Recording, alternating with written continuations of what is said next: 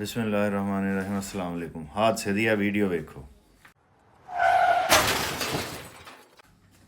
ਇਹਦੇ ਵਿੱਚ safe city authority ਵਾਲੇ ਨੇ ਇਹਨਾਂ ਨੇ ਲਿਖਿਆ ਜੀ ਪਬਲਿਕ ਸਰਵਿਸ ਮੈਸੇਜ ਅੰਗਰੇਜ਼ੀ 'ਚ ਨਾਲ ਲਿਖਿਆ ਕਿਆ ਵਜ੍ਹਾ ਹੋ ਸਕਦੀ ਹੈ। ਸਾਡੀ ਆਵਾਮ ਨੂੰ ਕੀ ਪਤਾ ਕਿ ਕਿਆ ਵਜ੍ਹਾ ਹੋ ਸਕਦੀ ਹੈ। ਮੈਂ ਦੱਸ ਦੇਣਾ ਵਾ ਕੀ ਵਜ੍ਹਾ ਹੋ ਸਕਦੀ ਹੈ। ਮੈਂ ਇੱਥੇ ਬਰਤਾਨੀਆ ਦੇ ਵਿੱਚ 100 ਸਵਾਲ ਪੜ੍ਹੇ ਨੇ, ਫਿਰ ਮੈਂ ਸੜਕ 'ਤੇ ਚੜ੍ਹਿਆ ਵਾਂ। ਇਹ ਜਿਹੜੇ ਵਜ੍ਹਾ ਪਤਾ ਕਿਆ ਹੋ ਸਕਦੀ ਹੈ। ਪਹਿਲੀ ਤਾਂ ਗੱਲ ਹੈ ਆਵਾਮ ਨੂੰ ਇਹ ਸਵਾਲ ਪੁੱਛਣ ਦਾ ਕੋਈ ਫਾਇਦਾ ਨਹੀਂ, ਉਹਨਾਂ ਨੂੰ ਕੋਈ ਪਤਾ ਨਹੀਂ। ਅਤੇ ਵਜ੍ਹਾ ਨਜ਼ਰ ਆ ਰਹੀ ਹੈ ਕਿ ਉੱਥੇ ਲੈਣਾ ਨਹੀਂ ਲੱਗੀਆਂ, ਨਾ ਚਿੱਟੀ ਲੈਣ ਲੱਗੀ ਹੈ, ਨਾ ਪੀਲੀ ਲੈਣ ਲੱਗੀ ਹੈ। ਕਿਸੇ ਨੂੰ ਨਹੀਂ ਪਤਾ ਕਿ ਲੈਣਾ ਦਾ ਮਤਲਬ ਕੀ ਹੈ, ਨਾ ਉਹ ਲੈਣਾ ਦਾ ਪੜ੍ਹਾਇਆ ਗਿਆ।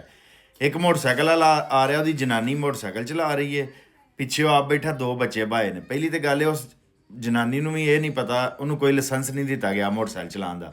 ਉਹਦੇ ਬੰਦੇ ਨੇ ਉਹਨੂੰ ਮੋਟਰਸਾਈਕਲ ਸਿਖਾ ਦਿੱਤਾ ਅਤੇ ਹੁਣ ਉਹ ਪਿੱਛੇ ਬਹਿ ਗਿਆ। ਕਿਸੇ ਨੇ ਹੈਲਮਟ ਨਹੀਂ ਪਾਏ ਆ। ਇਹ ਸਾਰੀਆਂ ਇਹ ਨਹੀਂ ਕਿ ਲੋਕ ਭੈੜੇ ਨੇ, ਉਹਨਾਂ ਨੂੰ ਦੱਸਿਆ ਹੀ ਨਹੀਂ ਗਿਆ। ਇੱਥੇ ਮੈਂ ਮੋਟਰਸਾਈਕਲ ਚਲਾਉਣਾ ਸੀ ਨਾ, ਮੈਂ 18-20 ਸਾਲ ਪਾਕਿਸਤਾਨ 'ਚ ਮੋਟਰਸਾਈਕਲ ਚਲਾਉਂਦਾ ਰਿਹਾ। ਪਹਿਲਾਂ ਉਹਨਾਂ ਮੇਰੇ ਕੋਲ ਮੋਟਰਸਾਈਕਲ ਦਾ ਨਾ ਲਾਇਸੈਂਸ ਕਰਾਇਆ ਸੀ, ਅਤੇ ਲਾਇਸੈਂਸ ਕਰਾ ਕੇ ਅਤੇ ਨਾਲ ਮੇਰੇ ਜਿਹੜਾ ਸੀ ਨਾ ਇੰਸਟਰਕਟਰ ਸੀ, ਅਤੇ ਮੈਂ ਮੋਟਰਸਾਈਕਲ ਚਲਾ ਰਿਹਾ ਹਾਂ। ਅਤੇ ਇੱਕ ਮੋੜ ਤੋਂ ਜਨਾਨੀ ਆ ਰਹੀ ਸੀ ਅਤੇ ਮੈਂ ਉਹਨੂੰ ਰਾਹ ਦਿੱਤਾ ਸੀ, ਅਤੇ ਉਹਨੇ ਮੈਨੂੰ ਇਸ ਗੱਲ 'ਤੇ ਫੇਲ ਕਰ ਦਿੱਤਾ ਸੀ। ਉਹਨੇ ਕਿਹਾ ਤੂੰ ਸਿੱਧੀ ਸੜਕ 'ਤੇ ਜਾ ਰਿਹਾ, ਜਿਹੜਾ ਮੋੜ ਤੋਂ ਆਏ ਉਹਨੂੰ ਰਾਹ ਨਹੀਂ ਦੇਈਦਾ। ਅਸੀਂ ਪਾਕਿਸਤਾਨ 'ਚ ਨੇਕੀ ਸਮਝਦੇ ਹਾਂ ਕਿਸੇ ਨੂੰ ਰਾਹ ਦੇਣਾ। ਉਹਨੇ ਕਿਹਾ ਇੱਥੇ ਹੱਕ ਹੁੰਦਾ, ਜਿਹੜਾ ਮੋੜ ਤੋਂ ਆਇਆ ਉਹਨੇ ਰੁਕਣਾ, ਦੂਜੇ ਨੇ ਨਹੀਂ ਰੁਕਣਾ। ਦੋਵਾਂ ਨੂੰ ਇਸ ਗੱਲ ਦਾ ਪਤਾ ਹੈ। ਪਾਕਿਸਤਾਨ 'ਚ ਕਿਸੇ ਨੂੰ ਨਹੀਂ ਪਤਾ। ਉੱਥੇ ਮੋਟਰਸਾਈਕਲ ਵਾਲੇ ਨੂੰ ਨਹੀਂ ਪਤਾ ਕਿ ਗੱਡੀ ਵਾਲੇ ਦਾ ਪਹਿਲਾ ਹੱਕ ਹੈ, ਗੱਡੀ ਵਾਲੇ ਨੂੰ ਨਹੀਂ ਪਤਾ ਮੋਟਰਸਾਈਕਲ ਵਾਲੇ ਦਾ ਹੱਕ ਹੈ। ਉਹ ਲਾਲ ਗੱਡੀ ਵੱਜੀ, ਉਹਦੇ ਨਾਲ 2 ਚਿੱਟੀਆਂ ਗੱਡੀਆਂ ਆ ਰਹੀਆਂ ਨੇ, ਉਹ ਵੀ ਗਲਤ ਜਾ ਰਹੀਆਂ ਨੇ। ਉਹ ਰਕਸ਼ੇ ਵਾਲਾ ਜਿਹੜਾ ਖਲੋਤਾ ਉਹ ਵੀ ਗਲਤ ਖਲੋਤਾ। ਉਹ ਚਿੱਟੀਆਂ ਗੱਡੀਆਂ ਵਾਲੇ ਵੀ ਆਪਸ 'ਚ ਵੱਜਣ ਲੱਗੇ ਸਨ, ਕਿਸੇ ਨੂੰ ਕੋਈ ਪਤਾ ਨਹੀਂ। ਅਤੇ ਜੇ ਤੁਸੀਂ ਐਡੇ ਹੀ ਚੰਗੇ ਹੋ ਨਾ ਸੇਫ ਸਿਟੀ ਅਥਾਰਟੀ ਵਾਲੇ, ਅਤੇ ਉਹ ਐਪ ਜਿਹੜੀ ਬਰਤਾਨੀਆ ਚੱਲ ਰਹੀ ਹੈ ਉਹਦਾ ਹੀ ਤਰਜਮਾ ਉਰਦੂ 'ਚ ਕਰਕੇ ਲੋਕਾਂ ਨੂੰ ਪੜ੍ਹਾ ਦਿਓ।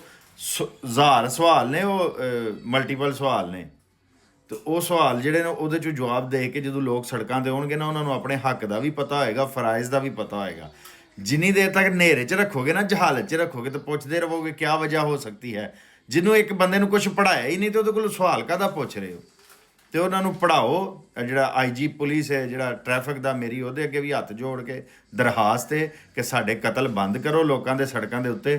ਸਾਨੂੰ ਉਹ ਐਪ ਜਿਹੜੀ ਹੈ ਨਾ ਔਨਲਾਈਨ ਪੜ੍ਹਾਓ, ਔਨਲਾਈਨ ਪੇਮੈਂਟ ਕਰਕੇ ਤਿਆਰੀ ਕਰਕੇ ਅਸੀਂ ਉਸ ਦਈਏ, ਅਸੀਂ ਸੜਕ 'ਤੇ ਆਈਏ, ਸੜਕਾਂ 'ਤੇ ਲਾਈਨਾਂ ਲਾਓ, ਟ੍ਰੈਫਿਕ ਦੇ ਇਸ਼ਾਰੇ ਲਾਓ, ਤਾਂ ਕਿ ਪਾਕਿਸਤਾਨ ਦੇ ਵਿੱਚ ਹਾਦਸਾਤ ਦੇ ਨਾਂ 'ਤੇ ਜਿਹੜਾ ਕਤਲੇਆਮ ਹੋ ਰਿਹਾ, ਉਹ ਹਾਦਸੇ ਨਹੀਂ ਹੋ ਰਹੇ, ਉਹ ਜਹਾਲਤ ਦੀ ਵਜ੍ਹਾ ਤੋਂ ਕਤਲੇਆਮ ਹੋ ਰਿਹਾ, ਉਹ ਖ਼ਤਮ ਕੀਤਾ ਜਾਏ, ਤਾਂ ਕਿ ਪਾਕਿਸਤਾਨ ਦੇ ਸਿਹਤ ਦੇ ਨਿਜ਼ਾਮ 'ਤੇ ਜ਼ਖਮੀਆਂ ਦਾ ਬੋਝ ਘੱਟ ਹੋਏ, ਤਾਂ ਕਿ ਜਿਹੜਾ ਸਾਡਾ ਵਕਤ ਜ਼ਾਇਆ ਹੁੰਦਾ ਟ੍ਰੈਫਿਕ 'ਚ ਉਹ ਵੀ ਖ਼ਤਮ ਹੋਏ। ਅਤੇ ਇਹ ਜਿਹੜੇ ਪਬਲਿਕ ਸਰਵਿਸ ਮੈਸੇਜ ਨੇ ਦੇਣੇ ਬੰਦ ਕਰੋ। ਉਹ ਐਪ ਜਿਹੜੀ ਹੈ ਬਰਤਾਨੀਆ ਕੋਲੋਂ ਲੈ ਲਓ, ਜਰਮਨੀ ਕੋਲੋਂ ਲੈ ਲਓ, ਜਿਹਦੇ ਕੋਲ ਮਰਜ਼ੀ, ਚੀਨ ਕੋਲੋਂ ਲੈ ਲਓ, ਤਰਜਮਾ ਕਰਾ ਕੇ ਉਹ ਪੜ੍ਹਾ ਲਓ ਆਪਣੇ ਲੋਕਾਂ ਨੂੰ, ਤਾਂ ਕਿ ਸਾਡੀ ਜਾਨ ਬਚ ਜੇ ਔਰ ਮੁਲਕ 'ਚ ਟ੍ਰੈਫਿਕ ਦਾ ਨਿਜ਼ਾਮ ਠੀਕ ਹੋਈਏ।